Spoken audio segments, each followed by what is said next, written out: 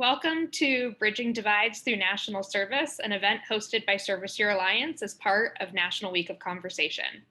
I'm Kristen Bennett, Chief Strategy Officer at Service Year Alliance. We are excited for the opportunity to have this conversation today about how national service bridges divides and fuels civic renewal in America. In January, Service Year Alliance conducted a poll that found 67% of Americans believe President Biden should prioritize programs that can help to heal divides in the nation, and that the majority believe that national service programs such as AmeriCorps and Peace Corps do just that. In that same vein, a few weeks ago, we published a report on service years and bridging that builds upon this survey data. The report explored how a variety of service year programs work to ensure that their Corps members end their service year with the knowledge and attitudes they need to be engaged and empathetic members of society. While talking with leaders across the national service field, we found that Corps members often learn the basics of these skills just by serving alongside other Americans, especially people who are different from themselves. But some programs go above and beyond, and as they work to promote civic engagement and those who serve in their programs. So we are fortunate to be joined by several of those leaders from those programs today for this conversation. To start, I'm thrilled that we are joined by Carol Spahn, Acting Director of the Peace Corps, our keynote speaker for this afternoon. Following her remarks, I will introduce our panelists and moderate a conversation about their work and experiences around national service and its ability to bridge divides. I'm excited for what I expect to be a vibrant and authentic conversation as we dig into how we can leverage national service to bring Americans together across lines of difference to build a stronger and more united nation. Before we get started, I want to cover a few housekeeping items. So please stay muted during the conversation to avoid interrupting with background noise, and our tech moderators will be watching and they may mute you if you happen to forget. If you have any questions for the panelists, please type them into the chat, and I will try to get to as many of them as possible during the Q&A portion of the conversation. And finally, we are recording this conversation to share with everyone who has registered afterwards. So without further ado, I would like to welcome Carol Spahn, Acting Director of the Peace Corps. Carol brings more than 25 years of public and private sector experience and has worked in countries around the world on issues ranging from small business development to infectious disease prevention to women's empowerment. Most recently, Carol served as the Peace Corps Chief of Operations in the Africa region, covering Eastern and Southern Africa, and previously served a 5-year term as the Country Director of Peace Corps Malawi. Carol's Peace Corps roots extend back to her service as a volunteer from 1994 to 1996 in Romania, where she served as a small business advisor. So with that, welcome, Carol, and thank you for joining us. Great. Thank you so much, Kristen. And really a big thank you to the Service Year Alliance for hosting what is really a critical conversation that highlights the tremendous benefits of national service to our country. And I'm really looking forward to hearing from our panelists, Maya, Mario, Cindy, and Denise. You all do such incredibly important work promoting purpose and belonging and paving pathways to service.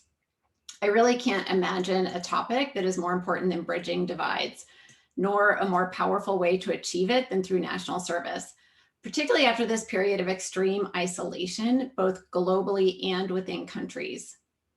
To bridge divides, the Listen First Project puts forward the proposition that a brighter future requires understanding, trust, and grace.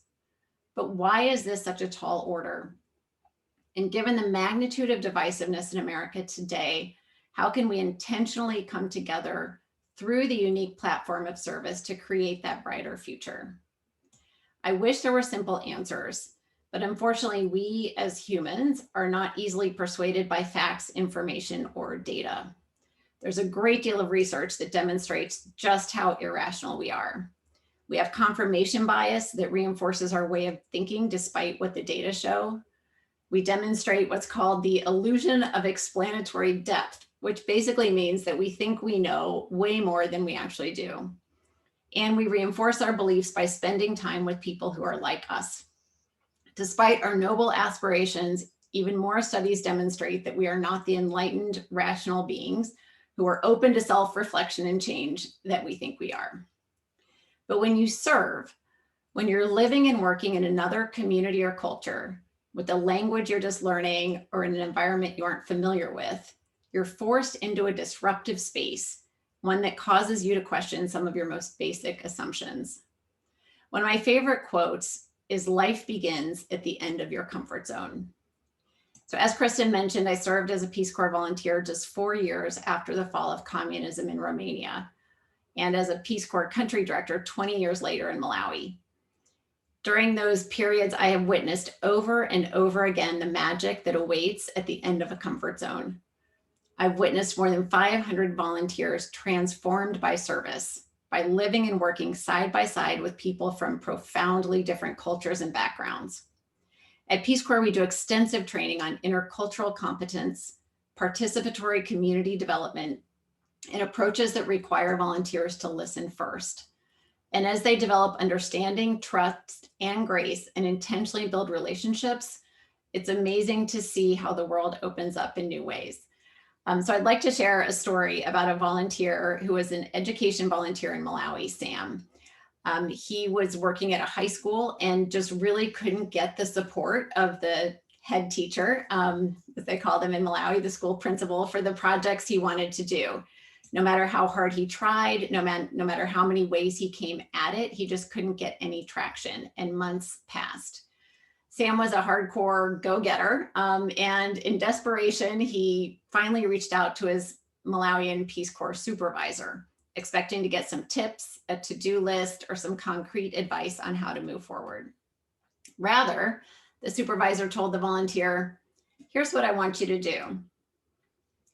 I would like you to go have tea with the principal every Sunday."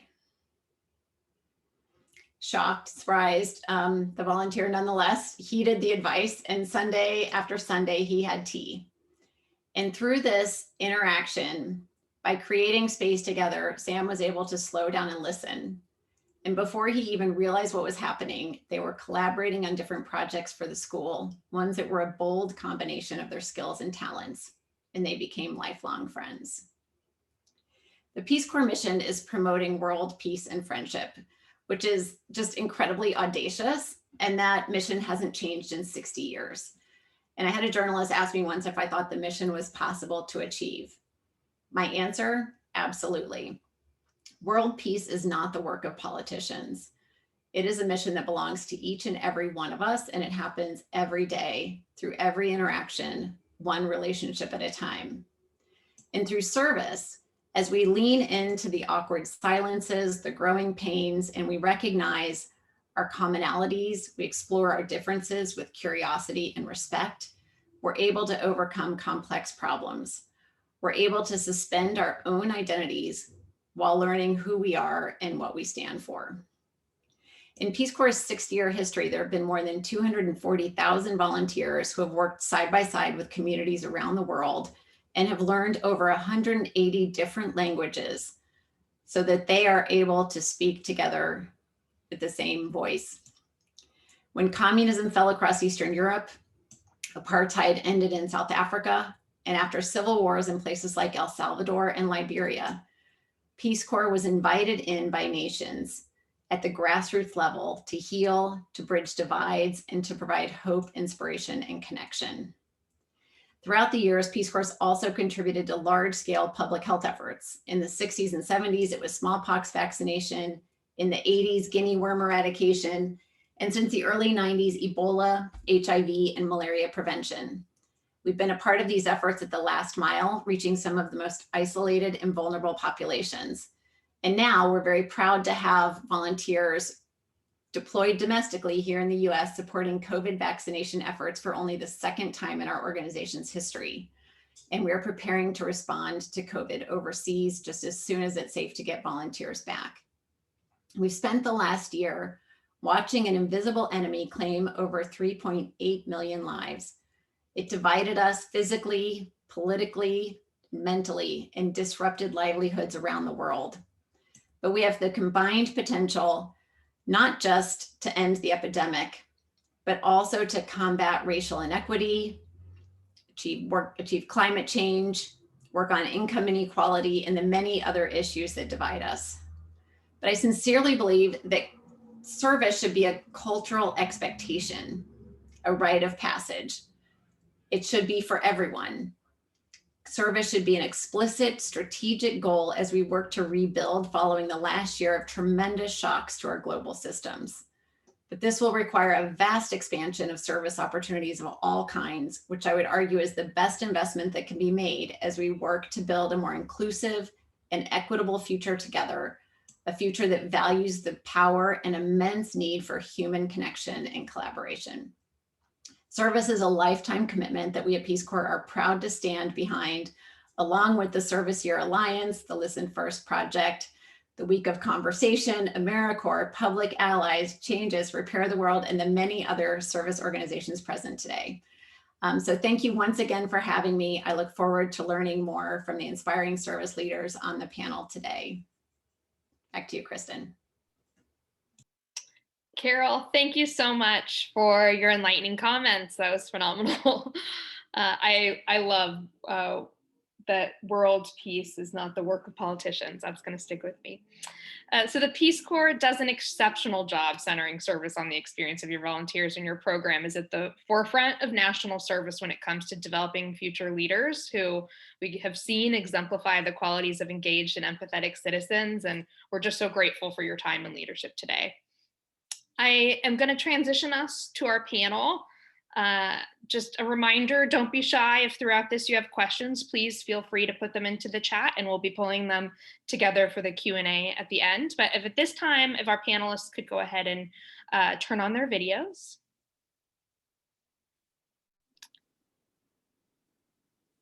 Wonderful, we've got everyone.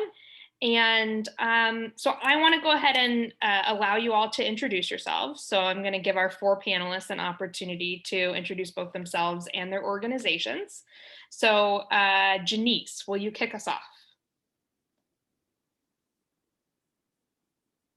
I'm happy to, Kristen, and thank you, Carol, for your inspiring words and call to action this morning.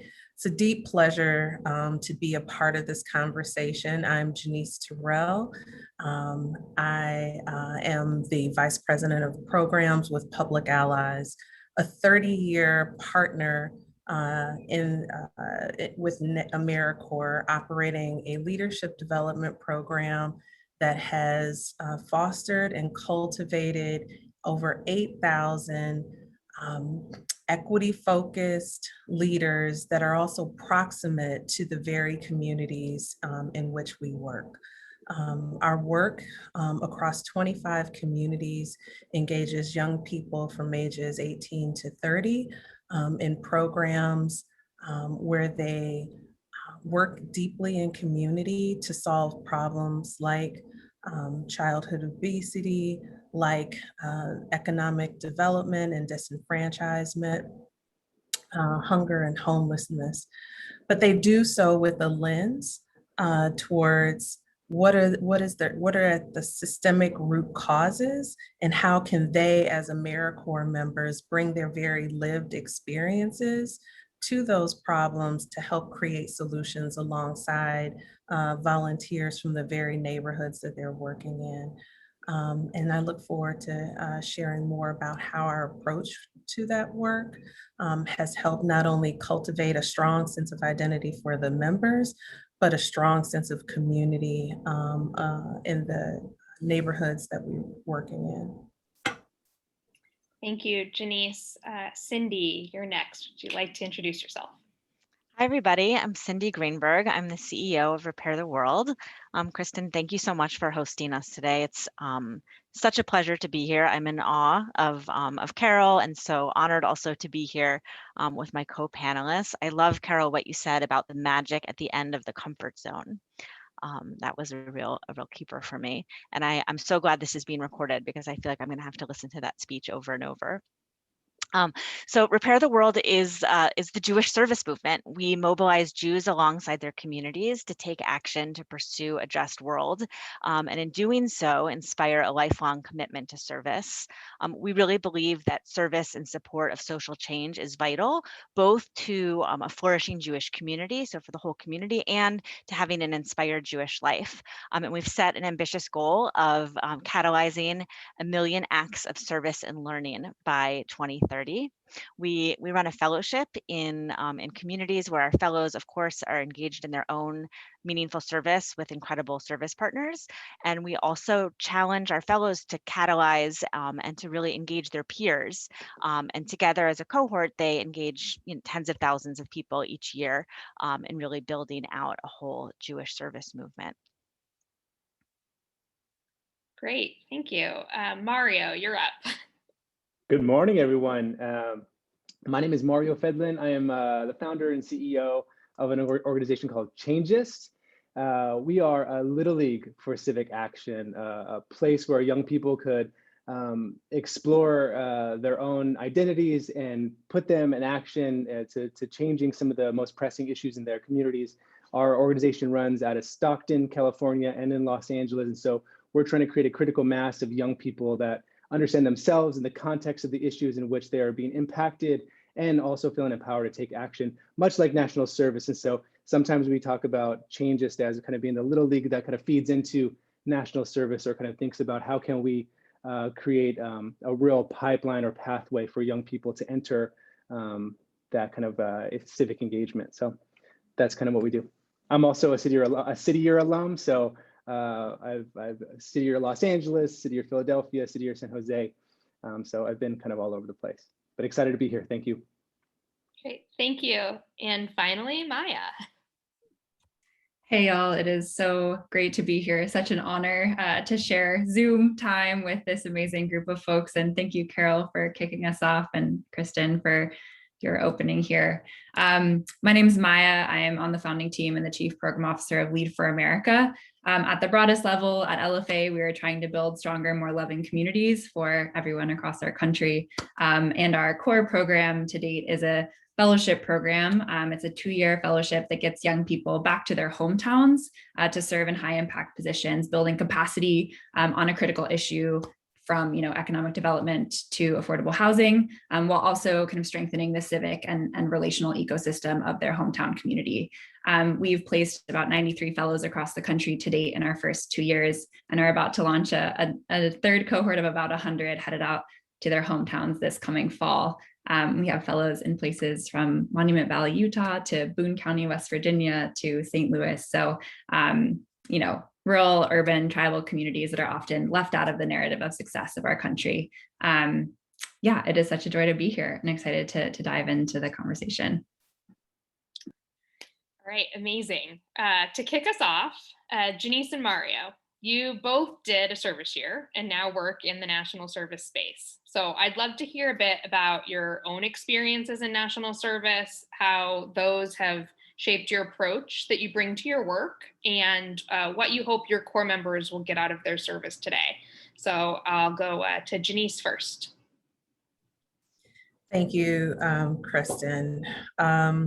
So I, in reflecting on this, I think Carol's example of service, of the service of the member, was actually very representative of my own service experience. 25 years ago, as a fresh graduate from Marquette University, enrolled in a then young program called Public Allies, where I had the opportunity to work in the oldest Black community here in my hometown of Milwaukee, Wisconsin.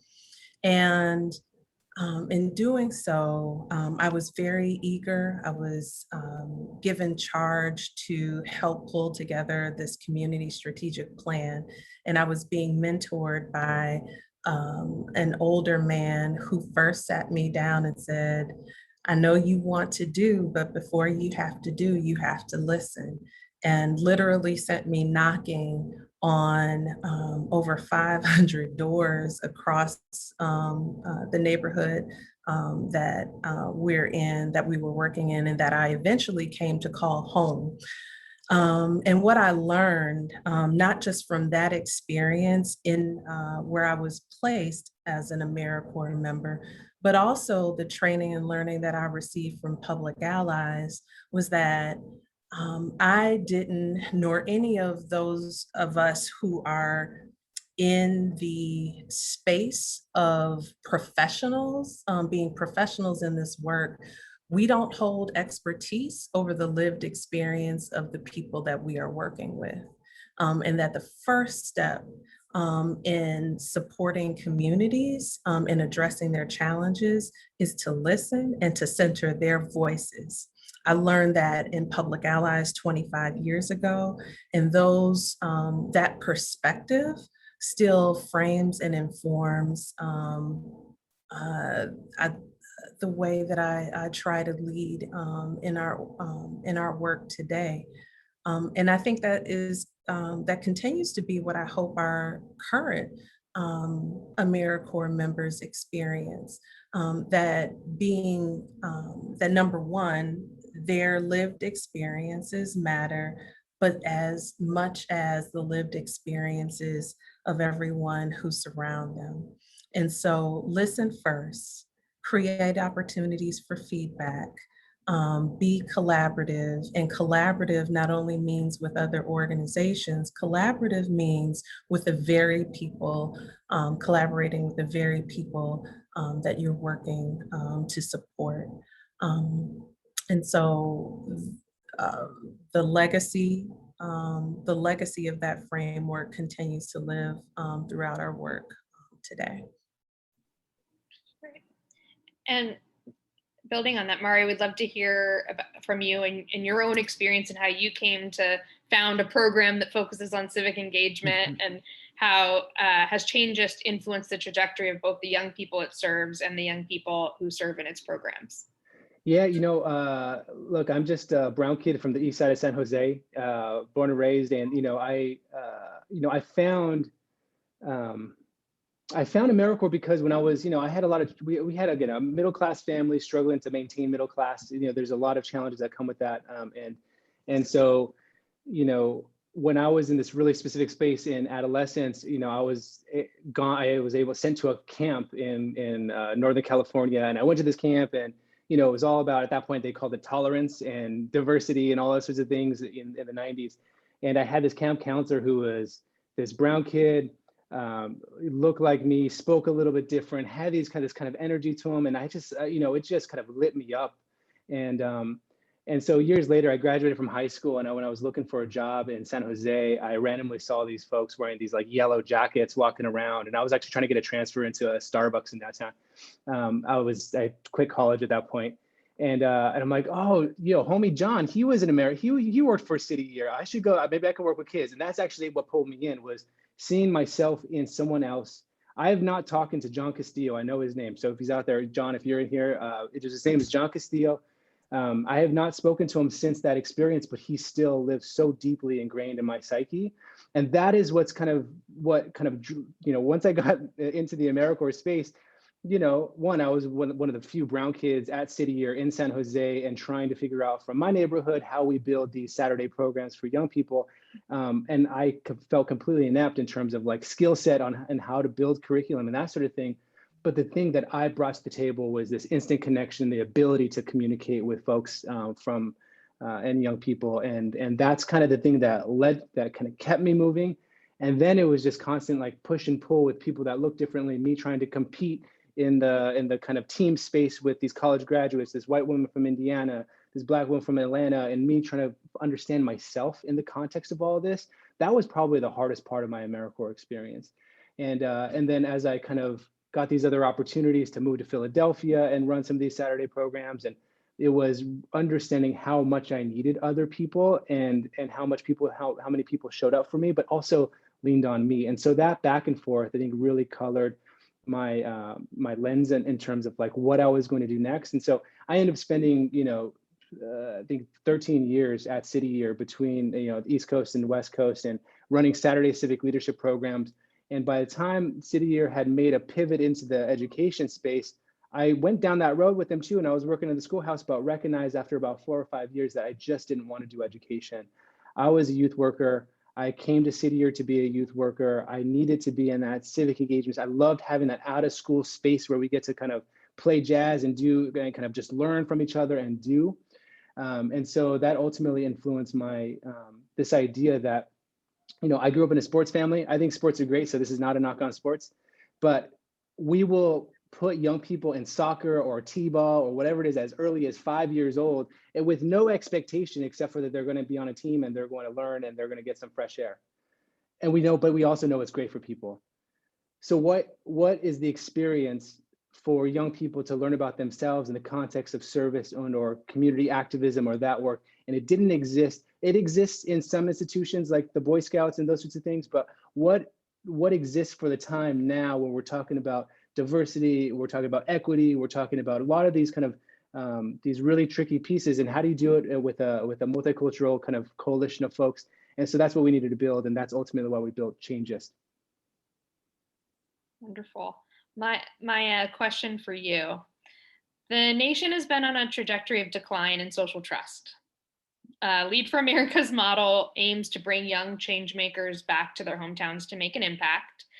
Do you see this model and the lessons Lead for America fellows learn through the program as a way to rebuild some of this atrophying social trust that the country is experiencing? Yeah, thank you for that question.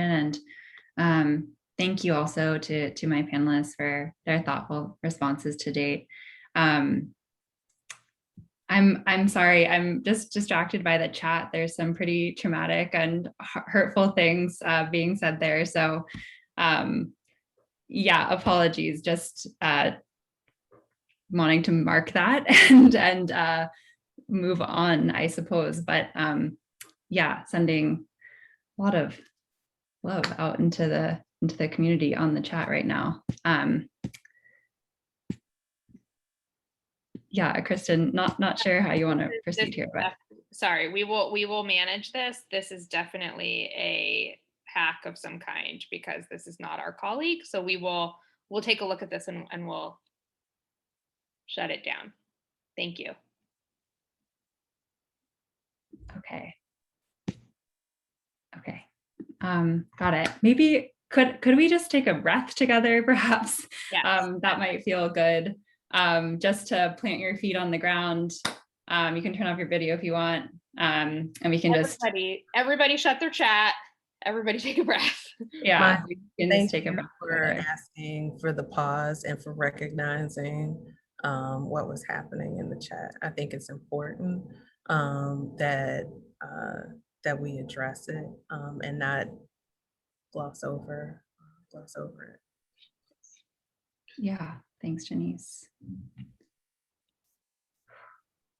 So take your time. I'm going to just take a moment myself to collect with my breath. Can plant your feet on the ground. Take a deep breath in, feeling the air into your body, and let it go as you're able. Take one more deep breath in. And let it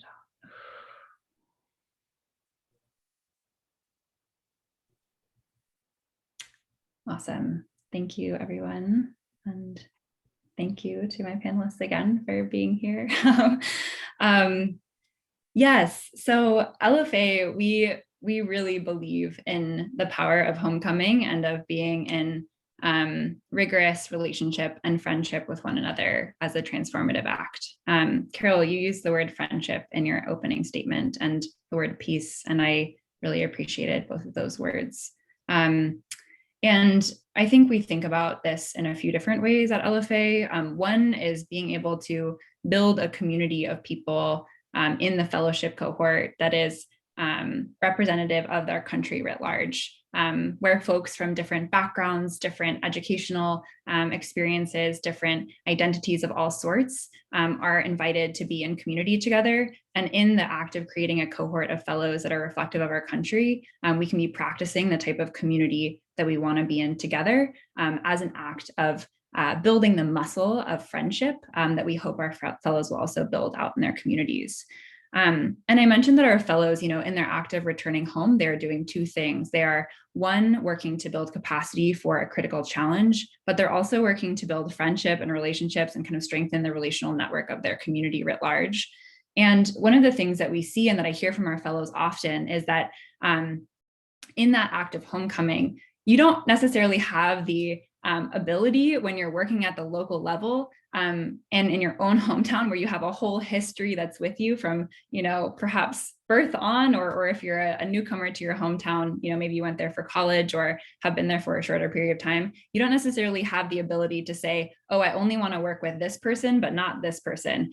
Because when you feel the urgency of the well-being of your town, it really kind of asks that you consider every possible person that you can work with in service of furthering the future of your hometown. So, we have a fellow, for instance, this past year who has done incredibly transformative work in her hometown of Monument Valley, Utah, and the Navajo Nation. And she has built out, kind of co-founded this organization that's distributing food and PPE across the entire reservation of the Navajo Nation. And that required a ton of just people coming together and being willing to get in the mix and, travel many, many miles to distribute food and PPE to folks all across the nation. And so, I think that act of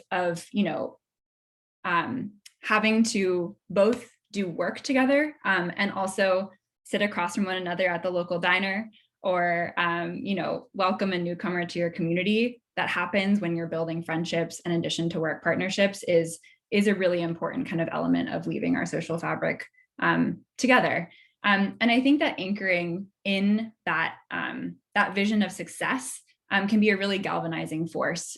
I think that the framing of bridging divides is an important one. And also it must be in service of something, in service of a stronger, more just, more equitable, more healed world. And that is what I think part of our intention with our fellowship, part of our intention with our training is really to operate in service of that more just, loving, caring world that our fellows are working for when they return back to their hometowns. So that is what I might say to that question. Thanks. Back to you, Kristen. Maya, thank you for your answer. Thank you for also taking the moment with us. I really appreciate that. Cindy, Repair the World does terrific work to create lifelong, engaged, and empathetic citizens as well. What are you doing that works so well? What values do Repair the World's fellows learn during their service, and how do these values influence how core members engage in their communities post-service? Thanks, Kristen. And thank you, Maya, for modeling responding to such terrible hatred with love. It feels meaningful to be in community with all of you, building something really different from what we're seeing in the chat. Definitely our work is definitely grounded in values. Repair the World's name comes from the Jewish concept of tikkun olam, which literally translates to repair the world. And we have this idea in Jewish tradition of seeing the brokenness in the world and understanding that it's part of our obligation to contribute to healing it. And that's a fundamental Jewish value that extends to all people, and of course, not just to Jews alone. I would say the central narrative of the Jewish tradition is that we have to do our part. And there's an idea that really resonates with me and that we, obviously share with our fellows in a deep way, that we don't have to finish the work. There's a recognition that the work is too big for any one of us to do on our own, but that we're obligated each to do our part. And that's really the spirit of our service together. Another really important value for us is the idea of action and learning, that action itself is insufficient and only really inspires a lifelong commitment to service when it's grounded in meaningful learning. And for us, that learning is understanding the issues that are at play, Why does poverty and inequity exist? What are all of the systems in need of our attention and repair? It's also looking at Jewish tradition and wisdom and understanding what our sages and scholars have to say about the role that we can play in addressing those issues. And it's also adding personal reflection. So giving individuals the opportunity to reflect on both their hands-on service and the learning that they've done, and to ask deep questions about what it means for them. And for us, that's really the secret sauce, right? It's making sure that there's meaningful learning, hands-on service that's done in deep partnership, and respectfully in partnership with communities, and then that personal reflection, and that all together really, we think creates a service that's meaningful and has a lifelong impact. I'd say, especially in terms of this work of building bridges, one of our values is also elu ve'elu, which is this idea of taking a both and perspective, the idea that multiple truths can exist in the world, which is really countercultural right now in America. And to me, it adds on to what Janice said about the importance of centering lived experiences, both of ourselves and of the people who we're serving with, and just holding our differences, and celebrating the idea that we don't have to all have the same experience, we don't all have to agree, but that we can be in community and in service together. We encourage our fellows to engage in civil discourse, and to strive to live this idea of having a yes and perspective, and to engage with each other on the things that they actually might disagree on, and to hold complexity, right? This work is definitely about holding complexity and listening, as so many of the other panelists have said. We see that together, these values create an experience that inspire a lifelong commitment to service. And we're so proud of the high number of our alumni who've gone on to work with their service partners well beyond their time in our fellowship, which is so meaningful to us. I think that the challenge and an exciting thing about service is that it really has a threefold impact, right? And that are all beautifully woven together, right? We know that service has a really deep and meaningful impact on our volunteers. It changes the way they think about who they are in the world, and the impact that they can make. It has impact on the communities in which they serve. And then it has this bridge building effect to create a more cohesive fabric for our society. And I feel like sometimes those of us who are engaged in this work day to day, it's sort of hard to talk about all three outcomes at the same time, but that's the magic of our work, right? Is that those three things really happen in symphony with each other. And that's what animates the work for us, and I think for so many in the community. I'd like to go to Janice next. Janice, how does Public Allies foster a sense of belonging in its core members? And how does this affect their lifelong engagement with their community? Thank you for the question, Kristen. I think my response to that is actually, I'm going to lean into what just took place here, the violence that took place in this space that in particular everyone experienced, but particularly Mario and myself experienced.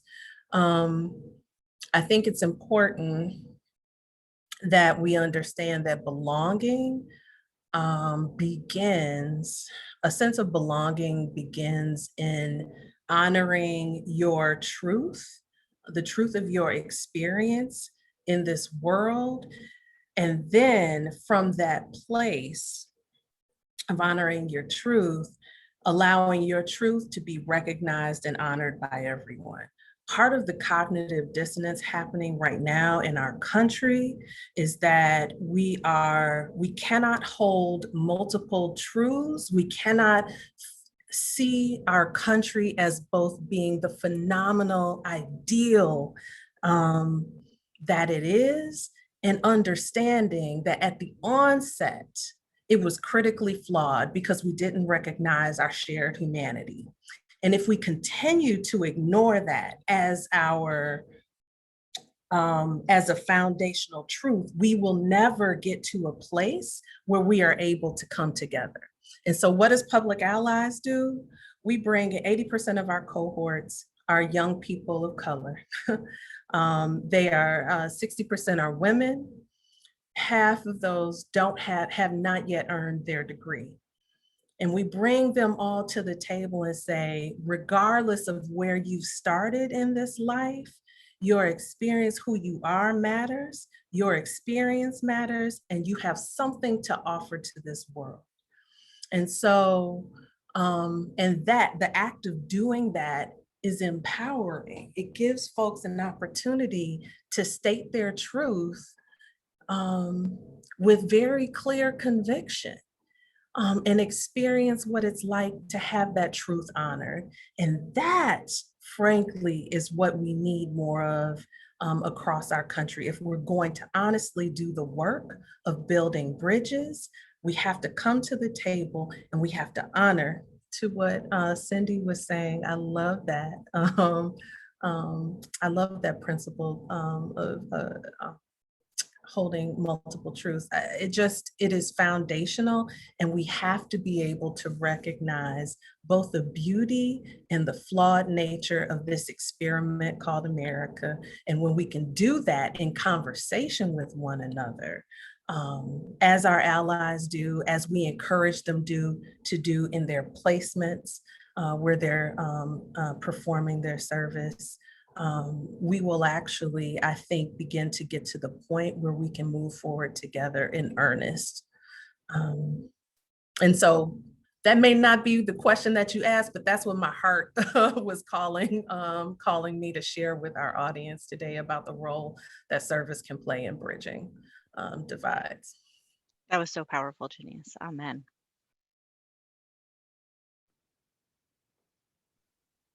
So I welcome that. So please, as we, I think I've got one more round of questions here, but please don't be shy from sharing what you all are feeling in this moment. I would like to take a opportunity to try to work through looking forward a little bit here. We know that national service does a lot of things that are important, so from bridging to career pathways, skill building, education opportunities, and so on, in addition to the impacts that it has on its communities. So I'd like to run through that a little bit. And Mario, if I can start with you, thinking a little bit more about what else programs can do to successfully bring people together and bridge divides. How can we actually enhance the bridge building aspects of national service for core members across the field so that we're seeing more of these outcomes? Yeah, it's this, everything's so messy, right? All this is so messy. And I think the first thing that I think about in terms of like, how do we create the most ideal situation for national service to be poised to do this type of bridging? I grew up in a time of national service where it was like hustle, hustle, hustle, right? And it was like the hustler mentality, and those who were able to hustle and were able to kind of dive into that kind of that culture, oftentimes prevailed and or would be able to move on to the next thing. I would say, we still struggle. I mean, we're a baby organization in terms of nonprofit in the national service space, right? This is going to be my third round with AmeriCorps members.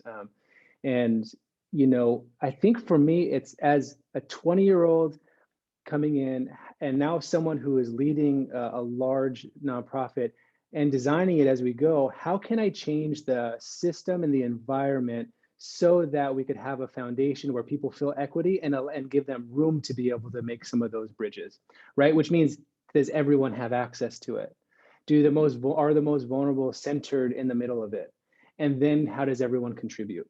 And I think that's what we've been trying to build. And it's really difficult, also because for someone who has interacted with all of these systems and someone who has a pedigree is so intrinsically tied tied with these systems, I also just end up replicating them, right? And so as a CEO, I've figured out, oh crap, I just did the stuff that hurt me when I was 23 and that made me feel outside. And so I have to then apologize and be like, all right, I'm sorry, folks, let me figure out how to readjust and listen and then try to create something that feels better. But I think there also needs to be a recognition that our systems need to shift and catch up with Gen Z, because Gen Z is like on a fast track, and we're like, all right, our systems are in this like, messiness. And I got to shout out Cal Volunteers, our state commission. They have been doing so well. Josh Friday and his team have been doing so great with raising the California State Ed Award. So they supplement, so every AmeriCorps member that's full-time gets a $10,000 education award. Really trying to figure out how to get new programs, a larger, investment, so we can support more folks. Because here's the key: is like some of those systems that prevent some of this work, once you get them, is can people access it and afford to live, right? Are we still going in that false narrative that you have to live in poverty in order to be, a good service and learn from it? I mean, it's all kind of that X's people out of that conversation. And so now you have just another system that is perpetuating some of the violence over time. And so that's somewhere a lot of our work has to be done. And the stuff I'm committed to, I think national service has such an opportunity, but we have to really start looking forward on shifting the system. And so does our service, right? Because here's the last thing I'll say, is that a lot of the services we provide as agencies is often deficit based, right? Let's fix the kids who are coming through the pipeline to graduate. Let's fix this, let's fix that. At some point, and this has to be a balance. And so this is not necessarily blow it all up, but at some point, when do we have service that is really forward looking? How can we do something together to change the world rather than fix the problems we caused years ago? And we have to do both. But that's something that I propose to the group, is like, how do we move our work forward to do something great? And that's what Changeist is. And that's honestly a lot of the pushback I get from funders and from folks, is because I'm not trying to fix kids. I don't care about high school graduation. I don't care about college attainment. I care about self-determination, and young people feel like they have a place to explore their civic identity. You all won't be surprised in this moment, we're not going to do audience Q&A. I think we should run with Mario's question here. So I'd actually like to open up to the rest of you now, like thinking about your fellow national service leaders on this call. What else should programs be doing to bridge divides and bring Americans together across lines of difference? How can we look at promoting more of this in our work going forward? Maya, would you like to go first? Sure. Mario, thank you for that answer. I'm just jazzed by what you just said. So I'm just going to try to, there are a few things in particular that it sparked for me, in addition to just dittoing a lot of what you just said. But you said something about anchoring in the world that we want to see and looking towards the future. And I think that is so true. And it requires risk taking that I think can be really uncomfortable. We are not, I think societally, maybe we have tried to avoid certain types of discomfort rather than being like, dang, like building this is going to be hard. It is messy work. It is full of imperfections. And both on the individual level, myself as a leader, I make mistakes all the time. And part of the role that I think our fellows and our service members offer is that form of accountability and kind of challenge to be constantly iterating as an organization. But it also can, it requires taking risks and being wrong and learning in public, organizationally and systemically too. And so, if we're not taking big bets, then I feel like we're not actually trying to really take that future that we're working for and see how we can meaningfully move towards it, rather than, as Mario, you put it, kind of anchoring first in the problems and trying to solve those. So both are important again, but I just really appreciated that and wanted to ditto it. I also would say that I think this element of bridging divides will also requires us to ensure that, in addition to service members having access, that our communities have access. Often rural communities, tribal communities, certain urban communities will have a hard time accessing service members. And so in part of this conversation, I am holding my rural fellows close to my heart right now and wanting to really think about how we can kind of, on that note of risk taking, really ensure that all of our communities across the country can actually participate in this conversation around national service, just like we want all of our young people and people writ large to be able to participate. And I think also I guess what I might say on this is that I think often we are hesitant to talk about relationships in conversations about change making. And I think, as my fellow panelists have spoken to today, and the acts of transformation that have happened, both individually and organizationally, and I myself feel this way too, that centering care and centering being willing to build relationships with people, that to me is a critical component of what it means to bridge divides and also work towards a more just, resilient country. And Janice, you put this so beautifully when you're talking about the imperfect origins of our country, that, in order to move forward, we have to be able to talk about truth together and what that means, and those multiple truths, the complexities that they hold. And that requires relationships to be able to do that hard, messy work. So that's a bit of a rambly answer to your beautiful question, Kristen. But I just want to underscore, I guess, the risk taking, making sure multiple communities have access, and the relational aspect of this work.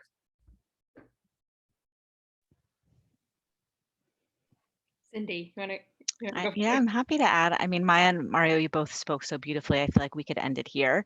But I think one thing that I would add, which is new to the conversation, is just that I think there's a very powerful role for faith-based organizations to play in building this movement. I remember when I was director of Repair the World in New York and helping to build out our program in Crown Heights.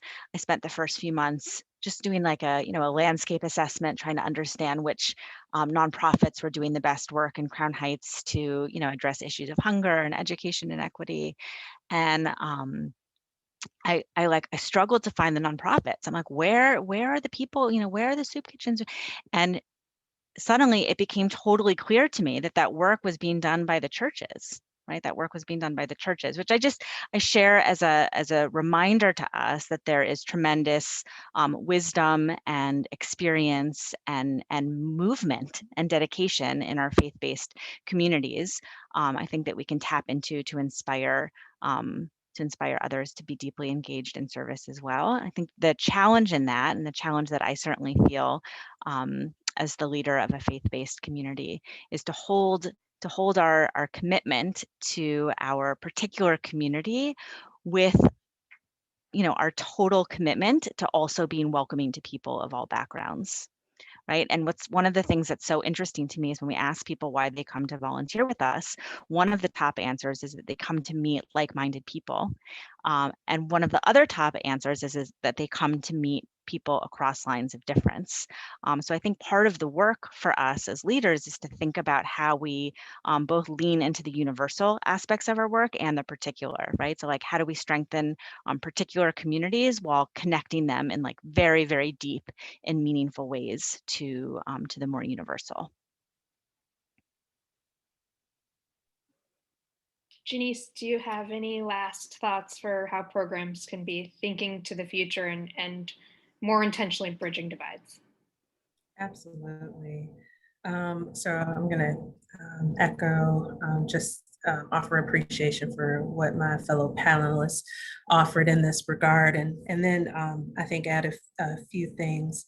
Number one, I just want to applaud Mario's comments about addressing systems. I think not only the national service system and structure itself, but also looking at national service as a response to systemic issues. And by that, I mean, how can we actually think about the role that AmeriCorps members in their short spurts of time can actually play a role in eliminating the challenges that we're addressing, not just putting the Band-Aids on in incremental ways. So deep appreciation for that. I would also say very concretely that national service, those of us who operate in the field need to have an eye towards diversifying our corps. So I'm going to echo what Maya offered and just say that in order for us to be able to bridge divides, our cores have to begin to look like America looks. And for too long, national service has been framed as a gap year for young people who are stepping out of college and looking to find themselves before they move into the real world. And that's not what national service is in its totality and its fullness. It can be and is so much more. And so how are we bringing to the table and offering opportunities for young people who are fresh out of high school or whom have just earned their GEDs? There was a young man who participated in Public Allies when he was 17 years old, had to have his mother sign the form so that he can participate. That young man is now the county executive of Milwaukee, the first ever Black man elected to that position. And I share that because none of us, had we just looked at the criteria that are typically used to determine promise and potential, he would not be in the place where he is now. And so I encourage us to look beyond and open our arms to the fullness and to the fullness of our communities and who can participate in national service. But in order to do that successfully, this gets to my third point, what we need to do is have authentic communications and learning opportunities as national service providers about what it means to cultivate an environment in which all AmeriCorps members can thrive, not just those who have come through traditional pipelines. And that means, to Maya's beautiful point, that means being able to hold space together and sit in the seat of learner and understand what it means to actually hold an equity frame. How does equity frame, number one, how do we come to grips with the bias, we swim in a soup of, I'm gonna name it, white supremacy, and it informs everything we do. And we have to be open to allowing ourselves to think about how is that framed, whom I think of as being served and whom I think of as having the capability of serving. And then how do I unlearn that so that I can begin to open my program to everyone who has the capacity to give? So learning together as a community of national service providers. And then finally, I'm going to get really tactile. We need to figure out how to allow dreamers to serve. That's a technical thing, and we have the capacity to fix that. We need to make it a priority and get that done. And that's what I would offer. Thank you. Before we close today's conversation, what happened in the chat was incredibly shocking and upsetting. So I'm feeling very, very grateful to have you all as partners and colleagues in this work. This is an important conversation, and I hope we don't let the ignorance and negativity unravel this conversation and the thoughtful work that you all are doing to bring Americans together through national service. What happened today is the heart of some of these deep divides, the racism and the challenges that are facing our country. So again, I'm sincerely sorry and am very grateful for your professionalism and your grace throughout this conversation. And we very much look forward to continuing it. So thank you all for joining us. We will follow up with all who have registered. Please have a wonderful day.